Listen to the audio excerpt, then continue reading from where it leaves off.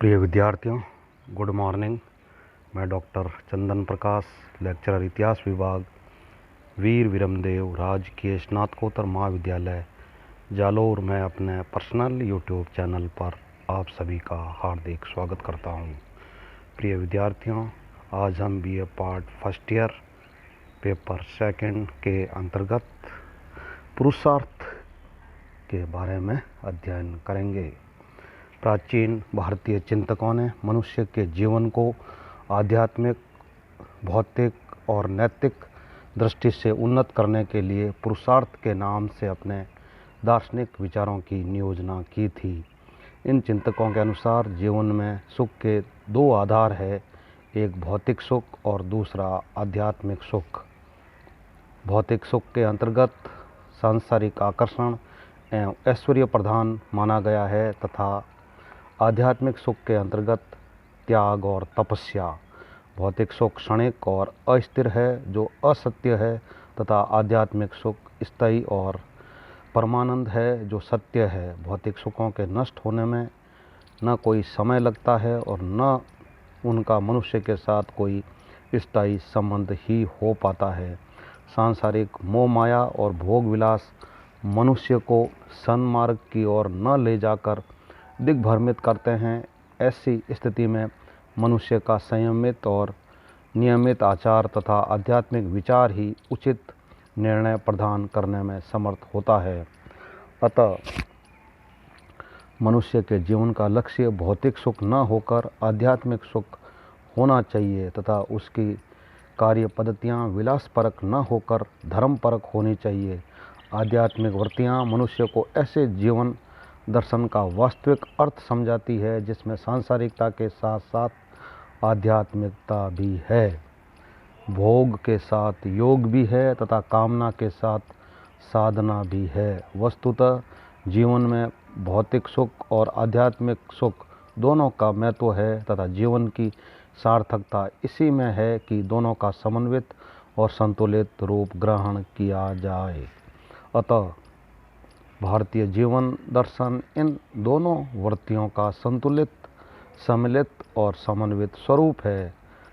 पुरुषार्थ कहते हैं भौतिक सुख के अंतर्गत अर्थ और काम है तथा आध्यात्मिक सुख के अंतर्गत धर्म और मोक्ष है। मनुष्य का सर्वांगीण विकास पुरुषार्थ के माध्यम से होता है। पुरुषार्थ से मनुष्य के व्यक्तित्व का विकास तो होता ही है, साथ ही समाज का भी उत्कर्ष होता है।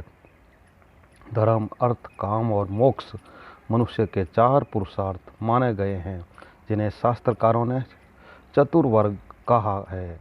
पुरुषार्थों से ही मनुष्य बौद्धिक, नैतिक, शारीरिक, भौतिक और आध्यात्मिक उत्कर्ष करता है। भौतिक और आध्यात्मिक समृद्धि के मध्य का संतुलित दृष्टिकोण ही पुरुषार्थ का सही स्वरूप है। धर्म मनुष्य को सन्मार्ग का दिग्दर्शन कराता है।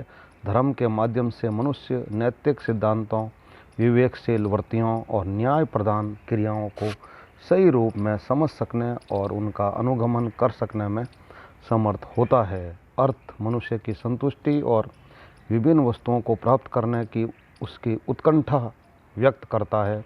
जीवन में भौतिक सुखों की पूर्ति अर्थ के उपार्जन और संग्रह से ही संभव है।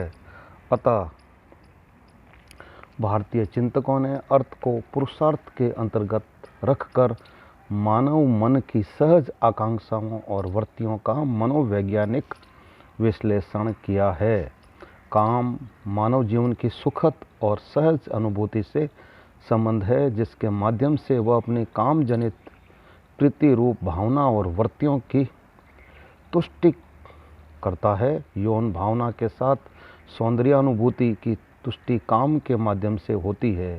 काम और अर्थ से प्रभावित होकर मनुष्य केवल इन्हीं दो का ही सेवन न करे, इसलिए उच्च आदर्शों और नैतिक कर्तव्यों की नियोजना की गई है। मोक्ष का संबंध आत्मा और परमात्मा से तथा मनुष्य के आध्यात्मिक जीवन से है। जीवन का चरम लक्ष्य मोक्ष है, किंतु मोक्ष की प्राप्ति सरल और आसान नहीं है।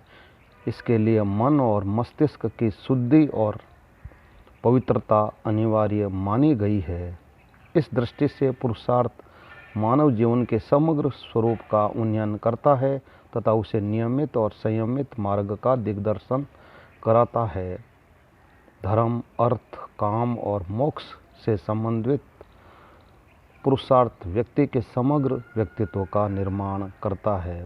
प्रिय विद्यार्थियों, आज हमने पुरुषार्थ के अर्थ के बारे में अध्ययन किया है। Very thanks.